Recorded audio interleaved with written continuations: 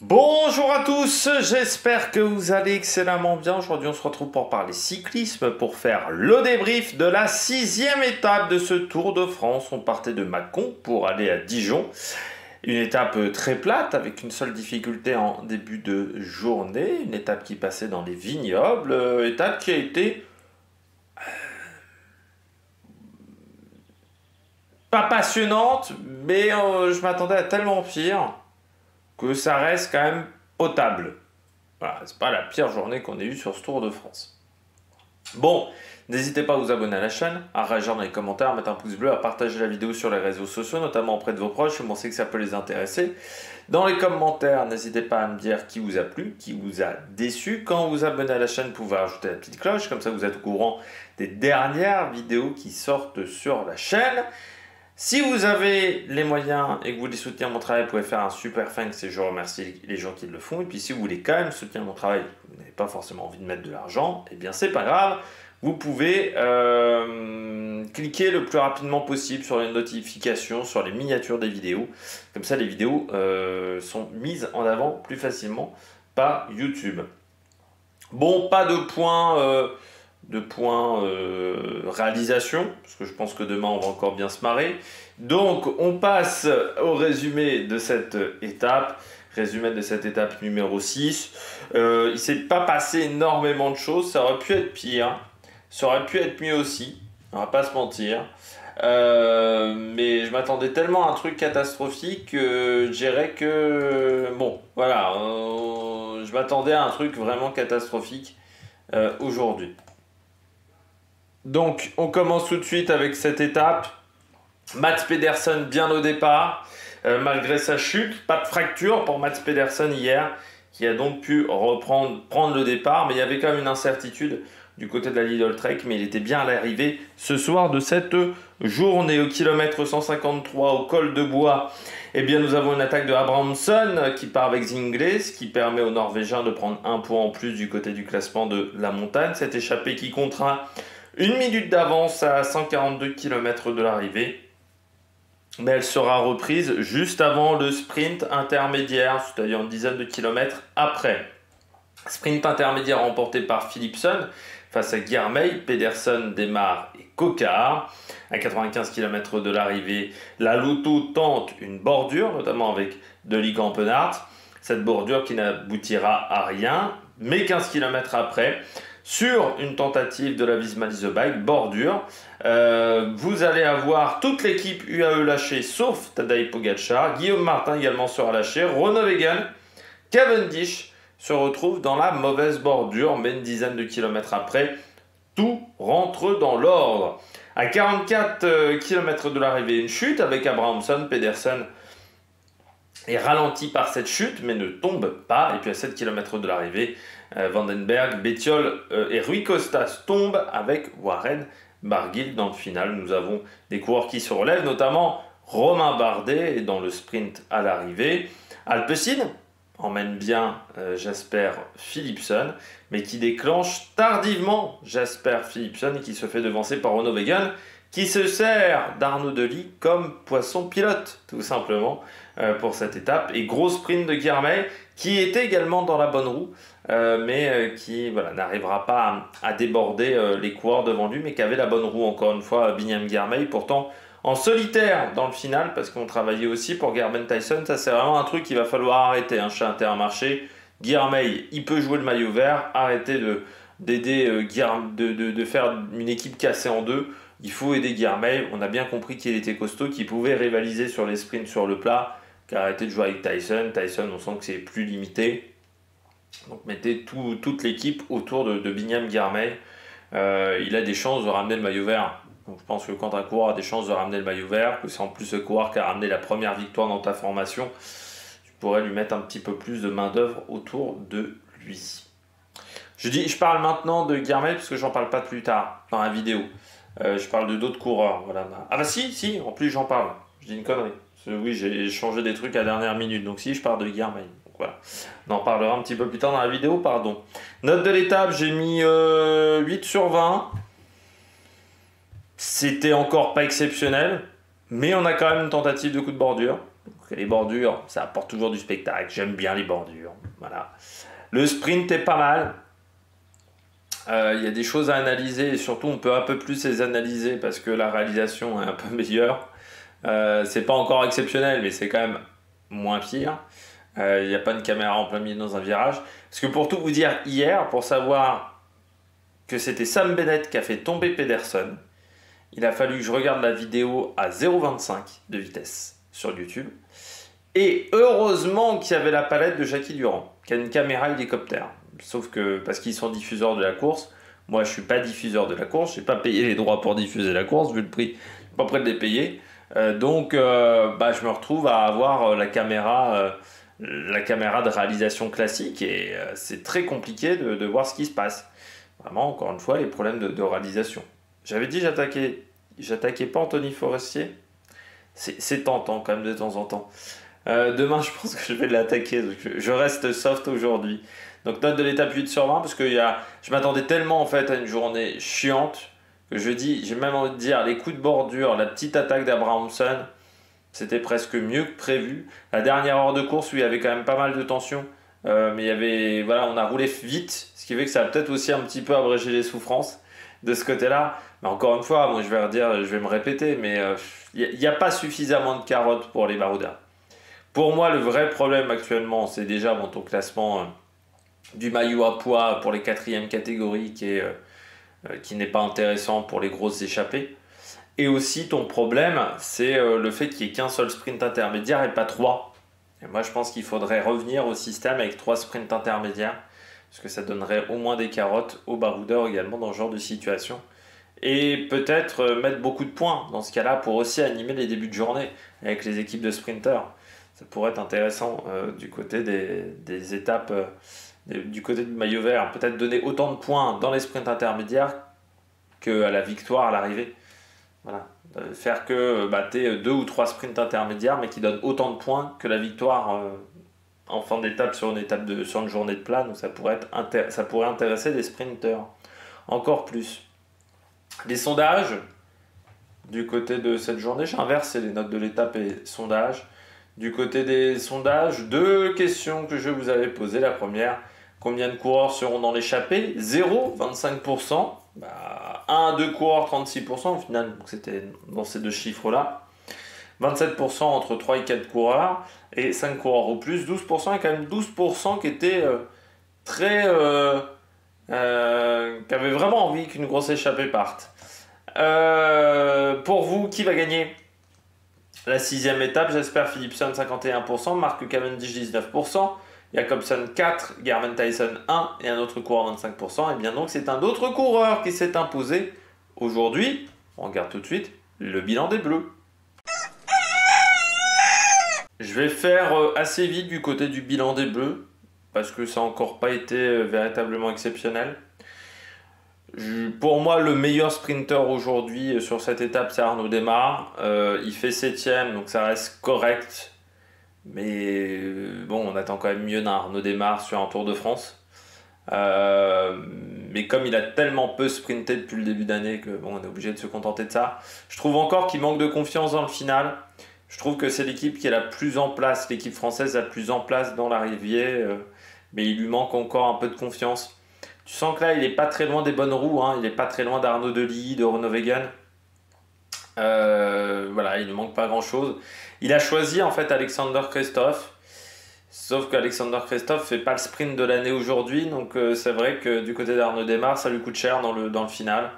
Il ne choisit pas forcément la bonne roue, mais tu sens que dès que ça frotte un petit peu, il n'est pas forcément hyper à l'aise pour le moment. Il faut qu'il retrouve vraiment ses automatismes.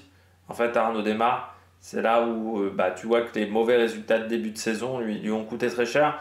J'ai même été encore surpris, mais c'est vrai que chez France Télé, les commentaires sont pas exceptionnels. En plus, aujourd'hui, c'était Nicolas G. Donc, Nicolas G, je le dis toujours, bon journaliste, mauvais commentateur. Marion Rousse qui a fait une erreur. Bah oui, Arnaud Démare il était arrivé au mois d'août. Hein. Il n'est pas arrivé en décembre dans la formation Arkea. Elle avait raté ce transfert du côté de Marion Rousse, mais ouais, c'est surpris. de ce côté-là. Parce que normalement, Marion Rousse, bon, elle est quand même plutôt au fait de toute l'actualité cycliste. Donc, je ne m'attendais pas à avoir ce type d'erreur-là du côté de la directrice du Tour de France Femmes. Mais sinon, oui, ça reste... c'est passable, quoi, hein, du côté d'Arnaud Démare. On attend plus maintenant du côté du coureur français en flop, Brian Cocard. Encore tout seul. Certes, Alexis Renard a un problème mécanique, il a encore une journée galère, Alexis Renard. Mais à quoi sert Axel Zinglet?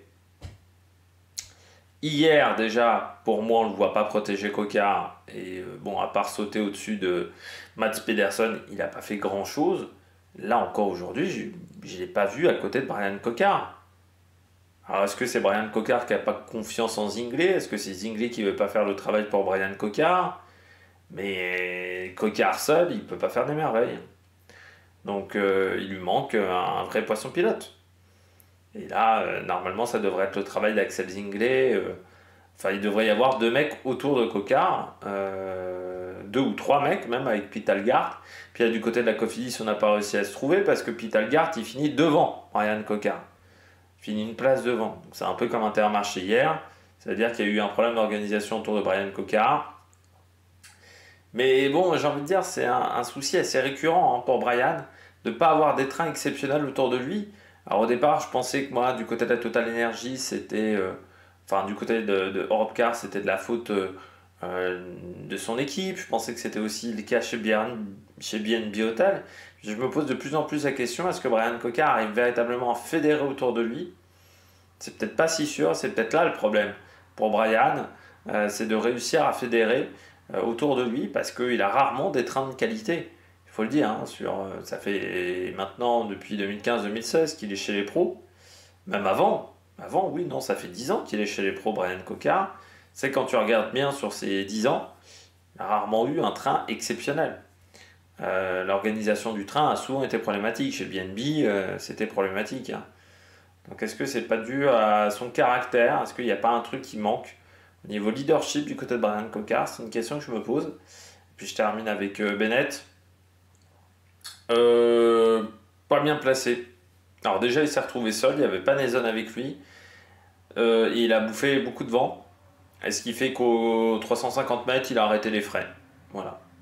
C'est-à-dire qu'on voit bien, aux 350 mètres, il essaye de déclencher quelque chose pour tenter de remonter. Il voit que les gens ne suivront pas. Bon. Il dit, je laisse tomber pour ce sprint-là. C'est dommage, parce qu'il arrivait avec quand même beaucoup de confiance, Sam Bennett.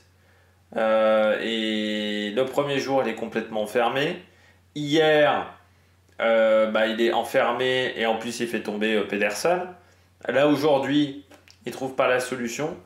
Ce qui fait que la confiance qu'il avait accumulée sur les 4 jours de Dunkerque, elle est complètement redescendue désormais. Je pense qu'elle est assez proche du niveau qu'il avait chez Bora quand il est arrivé chez Decathlon H2R. Donc c'est dommage parce qu'il avait fait un très bon mois de mai. Mais là, le placement n'était vraiment pas bon aujourd'hui du côté de Sam Bennett. Et ça fait 2 jours d'affilée où le placement est vraiment raté du côté du coureur. C'est dommage parce qu'au rond-point, il est pas mal. Sauf qu'il est déjà tout seul au niveau du rond-point. Il est déjà tout seul depuis au moins 200-300 mètres. Donc ensuite, il est obligé de manger du vent. Et au bout d'un moment, quand tu manges du vent à 70 à l'heure, il n'y a pas de miracle, hein, tu t'épuises.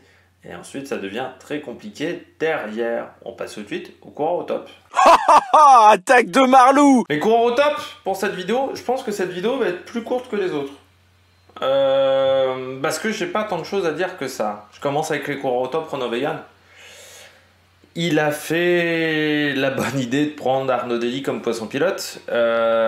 L'expérience, hein. Renaud Vegan, c'est un coureur qui commence à être aussi plus tout jeune. Alors c'est pas l'âge de Cavendish, mais quand même, hein, c'est un coureur qui est un petit peu âgé. Et c'est que, enfin un petit peu âgé, qui a un peu d'expérience quand même. Renaud Vegan, ça doit être 10 ans d'expérience dans les pelotons. Au bout d'un moment, ça commence à se faire sentir.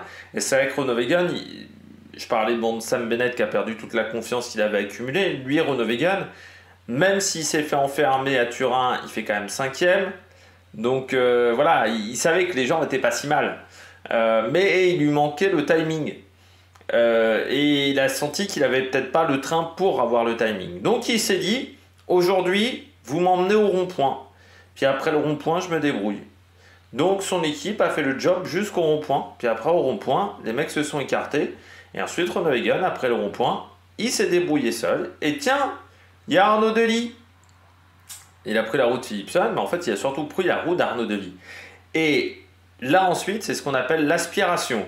Totalement, c'est-à-dire qu'il s'est servi à la fois de Philipsen pour le protéger. Et surtout, il a utilisé la roue d'Arnaud Delis pour lancer son sprint, et ce gain d'énergie qu'il a eu à ce moment-là, c'est ce qui lui permet d'aller au bout aujourd'hui du côté du Néerlandais, parce que c'est vraiment cette action où il prend la roue d'Arnaud Delis tout de suite qui lui a fait beaucoup de bien. C'est vraiment là-dessus où il a été dans le coup. Donc très très belle victoire de la part de Dylan Groenewegen. Elle va lui faire du bien, ça faisait depuis 2 ans qu'il était en recherche de résultats, un petit peu Dylan Groenewegen, où il manquait ce résultat. Là on est là du côté de Dylan Groenewegen avec cette belle position. Donc non, très bon résultat de la part de Dylan Groenewegen, qui a été très solide, le néerlandais, et c'est un bon résultat, pour lui.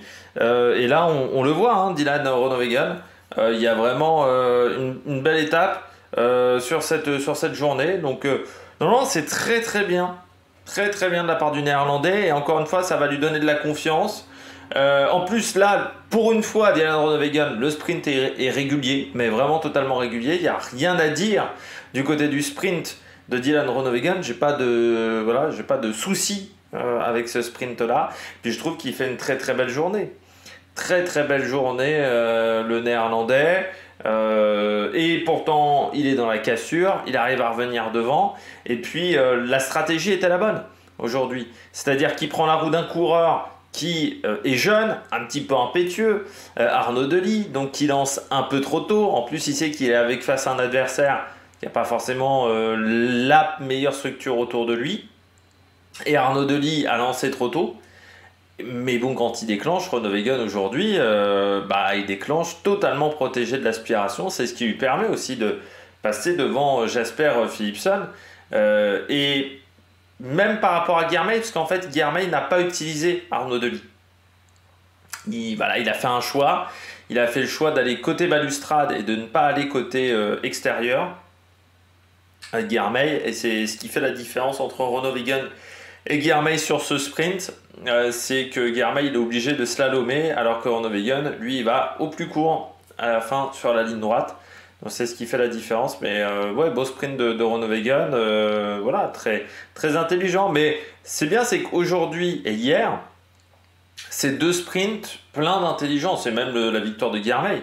C'est des sprints où il faut construire sa victoire, il faut construire son sprint. C'est pas le plus rapide qui s'impose, c'est le plus intelligent sur le moment, à l'instant T. Et c'est celui qui a la meilleure gestion de sprint. Ça a été le cas aujourd'hui pour Groenewegen, ça a été le cas hier pour Cavendish, ça a été le cas à Turin également pour Girmay. Et donc, ce qui fait qu'on a des sprints avec des choses à dire. Et ça, c'est bien. Parce qu'il y a de la stratégie, il y a de l'analyse. Et Groenewegen aujourd'hui, il peut dire merci à Arnaud Delis, il peut dire aussi un petit peu merci à Jasper Philipsen, mais ça, on y reviendra. Mais il fallait faire les bons choix. Et surtout, il fallait être dans les 10 premiers ronds-points. Là aussi, son équipe a été bien plus solide que la veille. Parce que hier, il est à côté de Sam Bennett, il est un peu bloqué. Ce qui fait qu'il ne peut pas faire un sprint correct. Là, aujourd'hui, il faut le dire, son équipe a été plus solide. La Jaiko Alula, dans les 5 derniers kilomètres, elle était plus présente. Et c'est ce qui permet de faire la différence entre un sprint qui n'était pas réussi et un sprint où tu t'imposes, où tu peux faire un bon résultat comme Groenewegen. Deuxième, Binyam Girmay. Il est en train de nous faire un Tour de France à la Peter Sagan, Binyam Girmay. Régulier dans les top 5. Mais régulier, il a 3 sprints, 3 top 10. Il n'y en a pas tant que ça qui ont réussi à faire ça. Et 2 top 5 sur les 2 podiums sur les 3 sprints, ça aussi, il n'y en a pas beaucoup qui ont réussi à faire ça. C'est pas du tout le même Binyam Girmay que l'année dernière. Moi, je l'avais trouvé déjà pas mal quand même sur Tirreno. Je vous avais dit, quand il se fait déclasser, j'avais dit, il avait l'air quand même d'être plutôt puissant. Après, j'avais vu assez peu de courses au final avec Binyam Girmay après Tirreno. Parce qu'il avait été sur pas mal de courses que j'avais pas suivies. À part quand je parle de courses, je parle de courses sprint. Hein, oui, on a fait les Flandriennes, mais sur les courses sprint, J'avais pas trop vu ce qu'il avait fait. Et puis, voilà, c'est pour ça que j'en faisais pas partie, je le mettais pas parmi mes favoris sur la présentation des sprinters en tout début de Tour de France. Mais là, aujourd'hui, intelligent aussi parce qu'il est dans la bonne roue, il se débrouille seul, il prend la bonne roue, il prend la roue de Philipsen.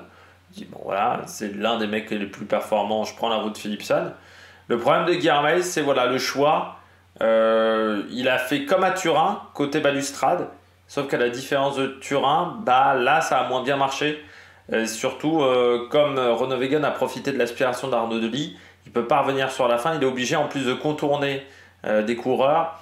Donc ça n'a pas été l'idéal pour Binyam Girmay. Malgré tout, au niveau du classement du maillot vert, c'est plutôt la bonne journée parce qu'il prend la deuxième place du sprint intermédiaire, deuxième place du sprint à l'arrivée, Philipsen est en plus déclassé, Pedersen finit assez loin le sprint à l'arrivée, Cavendish n'est pas dans le coup aujourd'hui, bah, il commence à se faire un petit pécule d'avance. Binyam Girmay, ça c'est pas mal. Par contre, Intermarché, vraiment, je vais me répéter par rapport à tout à l'heure, mais il faut arrêter de vouloir faire sprinter Tyson. Là, on l'a vu en plus, que Tyson ne fait pas un grand sprint. Il faut tout mettre autour de Girmay. Ta chance, c'est Girmay. Bon, voilà, il faut sacrifier Tyson, mais encore une fois, on est au troisième sprint. Je crois qu'on a compris quand même que Girmay était très très fort sur les deux premiers sprints parce que hier, il partait de très très loin pour remonter. Je pense que du côté d'Intermarché, il faut tout miser sur Girmay. Tu as une chance de maillot vert, tu as une chance de ramener un maillot important au niveau du sponsor. Surtout quand tu as un petit budget comme Intermarché, ramener un maillot vert, ça serait quand même pas anodin. Si tu arrivais à battre Alpecin ou si tu arrivais à battre des formations un peu plus huppées. Donc non, c'est du bon boulot de Girmay, mais il est un peu seul. Alors il arrive très bien à se débrouiller seul parce que il est dans une forme olympique, Binyam Girmay, mais il ne faut pas trop non plus en demander au bout d'un moment. C'est-à-dire que là ça passe, mais peut-être qu'à Colombey-les-Deux-Églises, peut-être qu'à Saint-Amand-Montrond aussi, ça ne passera plus du côté de Binyam Girmay. Donc il faudra faire attention. Et puis on termine avec un petit Allemand qui a fait le Giro, Phil Bauhaus, parce que je rappelle que AU en allemand c'est AO. C'est pour tous les mecs qui prononcent pas les noms allemands, parce que autant on me fait chier sur les noms belges, sur les noms italiens, sur des trucs comme ça, par contre sur les noms allemands ça passe crème pour tout le monde.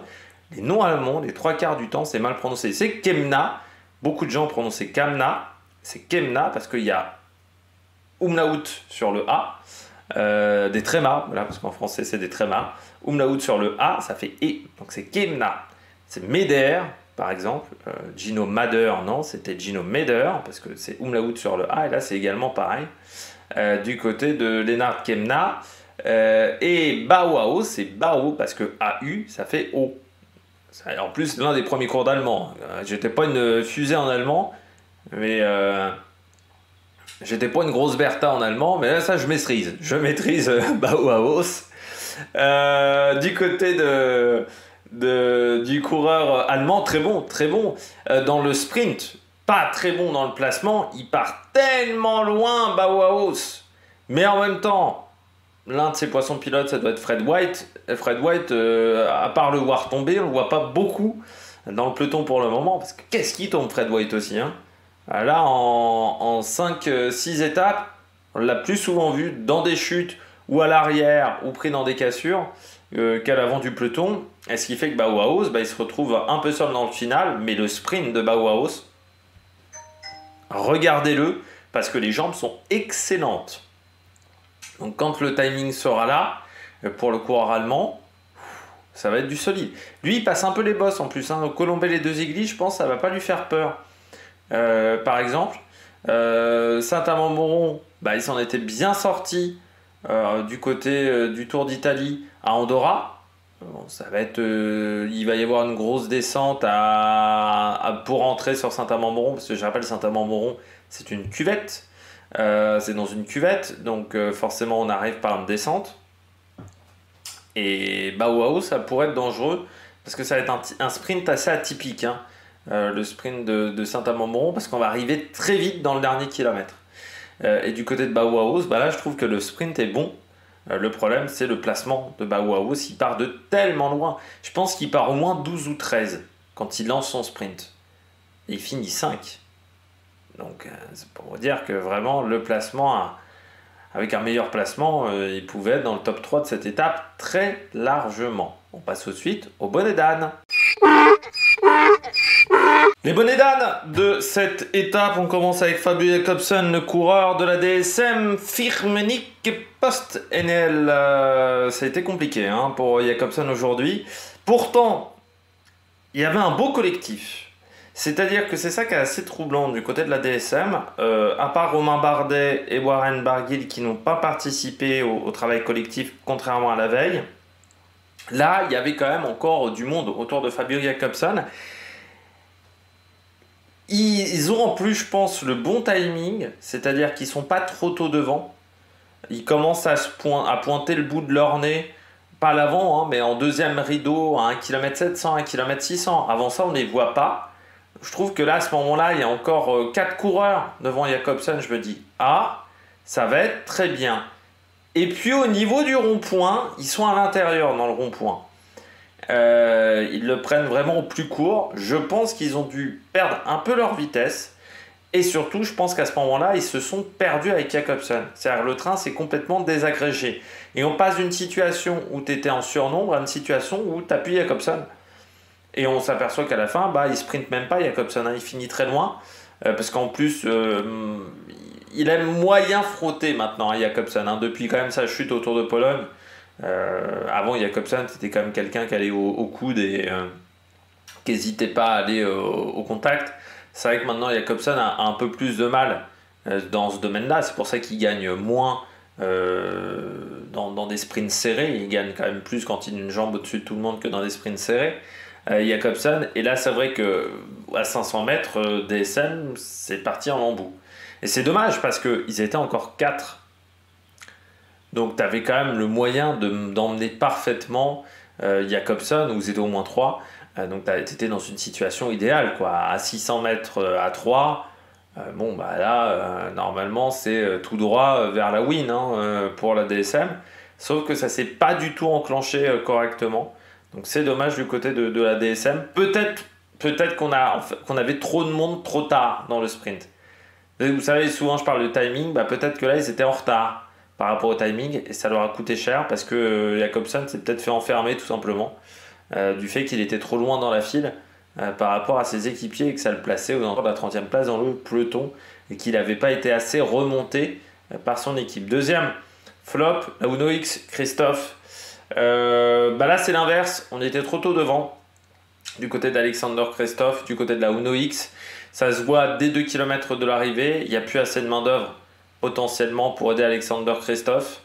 Et ce qui fait qu'il garde quand même un équipier devant lui. Il n'a pas décidé de prendre la roue d'un adversaire, ce qu'a fait Dylan Groenewegen, ce qu'a fait Arnaud Démare par exemple. Lui, il décide de continuer avec son train, sauf que tu sens bien que la vitesse n'est pas là dans les 500 derniers mètres, ce qui fait qu'il commence à perdre des positions. Même Arnaud Démare change d'idée du côté d'Alexander Christophe.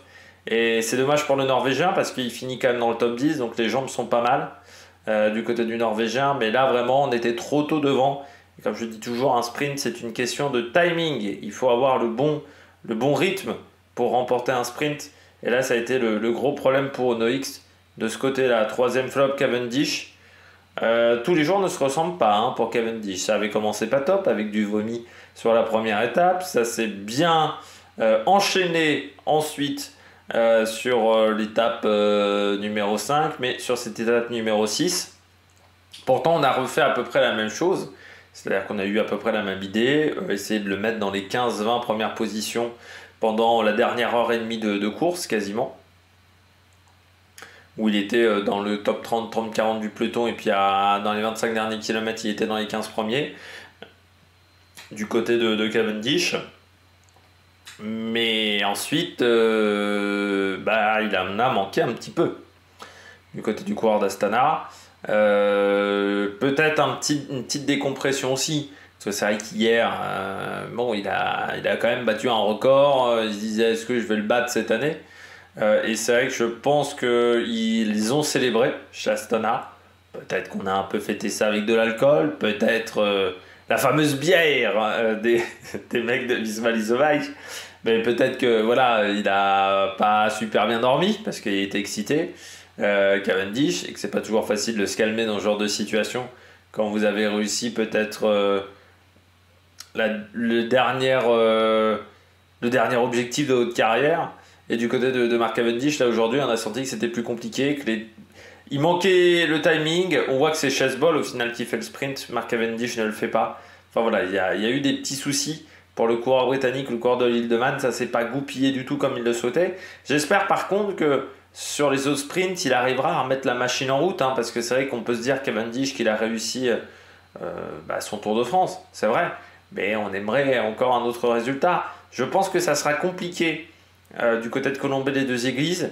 Par contre, du côté de Saint-Amand-Montrond, on sera sur une étape qui sera assez plate encore. Donc là, il y aura des possibilités pour Mark Cavendish. Et puis en quatrième bonnet d'âne, Philipsen. C'est pas un bon début de Tour de France pour Philipsen. Bon, ça a commencé avec la chute lors de l'étape de Turin. Ça t'enlève quand même des points. Ça, c'est clair et net. Tu peux pas sprinter. Hier, c'est pas un problème de jambes pour moi, pour Philipsen. C'est Van Der Poel qui se foire complètement. Il a fait 50 mètres, Van Der Poel, hier. Donc, ce qui fait qu'il est obligé de lancer tôt, en fait, Philipsen. Parce que Van Der Poel, il est obligé de lancer tôt. Il est surtout perdu, Philipsen. Il ne s'attend pas à ce que Van Der Poel ne fasse que 50 mètres. Il s'attend à ce que Van Der Poel il fasse le travail pendant 150, 200 mètres. Là, c'est pas du tout le cas. Ça s'est pas du tout enclenché du côté de Van Der Poel. Il fait l'effort pendant 50 mètres et puis après, comme s'il avait les piles des marques distributeurs versus les piles de chez Duracell. Ça faisait un peu penser à ça. Vous savez, c'est pub comparative. La fameuse pile de la marque X qui est moins fort que Duracell, que la Duracell Super 24 plus énergie. Mais ouais, du côté de Cavendish, ça marchait pas du tout. Du côté de Van Der Poel, ça marchait pas du tout. La machine s'est pas déclenchée du tout au niveau des jambes. Ça s'est pas mis en route. Et ce qui fait que il s'est retrouvé complètement perdu hier. Mais pour moi, les jambes de Philipsen, par contre, n'étaient pas mauvaises, même si tu sens que cette année, il n'est pas au-dessus du lot, contrairement à l'année dernière, contrairement aux 2 dernières années où il était au-dessus du lot. Philipsen, là, tu sens que c'est un petit peu plus difficile, tu sens qu'il est au même niveau que les meilleurs sprinteurs du peloton. Il n'y a pas une marge. Et surtout, là, aujourd'hui, son sprint, il est régulier, il se fait déclasser. Alors, hier, moi, par contre, aujourd'hui, Philipsen se fait déclasser, sprint irrégulier. Oui, il part côté balustrade et surtout j'ai l'impression qu'il part côté balustrade quand il sent que Van Aert le remonte. J'ai ce sentiment-là. Alors c'est pas aussi marqué que lorsque Girmay avait été déclassé lors de Tirreno, parce que là on l'avait bien vu qu'il voulait pas que Zinglé lui passe devant. Mais là j'ai quand même cette impression-là. Et autant les années précédentes, ce genre de changement de position, de changement de ligne, ça passait. On en a vu plein. Autant cette année, depuis le début d'année, on sent que sur les sprints, les commissaires sont un peu plus sévères. Et forcément, ce genre de changement de ligne où tu gênes un coureur, maintenant, c'est déclassé. Notamment Girmay, c'est ce cas-là, alors qu'il était énormément marqué, le changement de ligne de Girmay. Mais on a vu quand même pas mal de déclassements depuis le début d'année sur les sprints. Et là, du côté de Philipsen, il est déclassé parce qu'il gêne Van Aert, tout simplement. Et son sprint, il change de ligne, il gêne un adversaire, ce que n'avait pas fait Cavendish hier. Cavendish, certes, il change de ligne, mais il gêne personne. La différence, c'est que Philipsen, il change de ligne et il gêne. Donc voilà. Et on sent que les commissaires sont un peu plus tatillons là-dessus. Ils sont pas tatillons avec Cavendish sur le suivi de voiture. Parce que Cavendish, il a quand même fait du derrière voiture de Christian Prudhomme. C'est assez rare, ça, normalement. Je sais bien que c'est Cavendish, mais ça reste un coureur professionnel. Donc c'est pas devenu une mascotte. Donc de la part du Tour de France, un peu de neutralité entre les coureurs, ça serait quand même pas mal de la part de la direction de l'organisation d'ASO. Alors il s'est fait réprimander par l'UCI, je pense qu'il va se prendre une petite amende ce soir, Mark Cavendish. Philipsen, l'amende elle est sévère parce que certes il est déjà déclassé du sprint, donc 0 point marqué, mais en plus il perd 13 points. Donc ça commence à le placer assez loin de Guilhermet avec ce déclassement et ce sprint qui était complètement irrégulier. Oui, il était irrégulier ce sprint. Voilà, il change de voie dans une zone où ça peut créer du danger. Il gêne Van Aert. Pour moi, il est déclassé normalement. Vous savez, je vous dis toujours, pour moi, un coureur doit être déclassé quand il provoque une chute, bien entendu, mais surtout quand il gêne un adversaire. C'est là où, pour moi, Van Aert est gêné par Philipsen. Donc pour moi, Philipsen doit être déclassé. Par contre, j'ai absolument pas compris le déclassement de Bauhaus hier. Ça, il faut qu'on en reparle. Il a rien fait, Bauhaus. C'est déjà plus Cavendish qui joue des coudes. J'ai pas compris, vraiment. Si quelqu'un peut me l'expliquer dans les commentaires, ce qu'on reproche à Bauhaus sur le sprint hier, pour le déclasser. En plus, ils l'ont déclassé tard. Parce qu'ils l'ont déclassé hier soir, je crois à minuit, un truc comme ça. Nous, moi, je l'ai appris ce matin. Il a été déclassé super tard, Bauhaus. Parce que moi, quand j'ai fait la vidéo, et même à 22 h, il était toujours dans le top 10 de l'étape. Donc, assez surpris de cette décision de la part de l'UCI. Allez, on regarde tout de suite les différents classements. Les différents classements de cette journée, on commence tout de suite avec Dylan Groenewegen qui s'est imposé devant Guilhermet, Gaviria, Phil Bauhaus et Arnaud Delis. Donc vous voyez bien le déclassement de Jasper Philipsen. Donc ce qui permet à Arnaud Démare de gagner notamment une position. C'est le cas des Français, même qui gagnent tous une position, et Mads Pedersen rentre donc dans le top 15. Du côté du maillot jaune, pas de changement, Pogacar toujours devant. En fait, la seule modification, c'est Guillaume Martin qui passe devant Pello Bilbao au niveau des places, et Simon Yates qui est devancé désormais par Enric Mas. Mais bon, tout cela ne sera peut-être qu'un mauvais souvenir, vu que demain, je pense qu'il y a encore des modifications. On voit aussi que Carapaz a perdu des secondes aujourd'hui, dans l'objectif, je pense, de partir en échappée du côté du coureur équatorien. Du côté du maillot vert, Guilhermet, donc 149 points, il commence à se faire une petite avance face à Mads Pedersen. Forcément, la chute a coûté cher, et puis Guilhermet, au final, se retrouve à faire un bon sprint. Abrahamsen, Philipsen, Coquard pour la suite. Mais vous voyez, Jasper Philipsen, il commence à attraper un petit peu de retard par rapport à Guilhermet. C'est pas une bonne nouvelle du côté du maillot vert. Du côté du maillot à pois, Abrahamsen a pris un point en plus aujourd'hui. Ça fait 26. Et puis on retrouve Pogacar, Madouas, Vingegaard et Evenepoel dans ce classement. Du côté du maillot blanc, pas de changement. Remco Evenepoel a toujours la même avance sur Ayuso, Rodriguez et Jorgensen. Du côté du classement par équipe, là aussi, ça ne change pas. Toujours 4,54 d'écart entre UAE et Ineos, Soudal, Red Bull, Bahreïn. C'est le top 5. Eh bien, j'espère que vous avez aimé cette vidéo. Si vous avez aimé cette vidéo, n'hésitez pas à vous abonner à la chaîne, à réagir dans les commentaires, à mettre un pouce bleu. Puis nous, on se retrouve demain, 7 h, pour la présentation du contre-la-montre. Allez, ciao, ciao!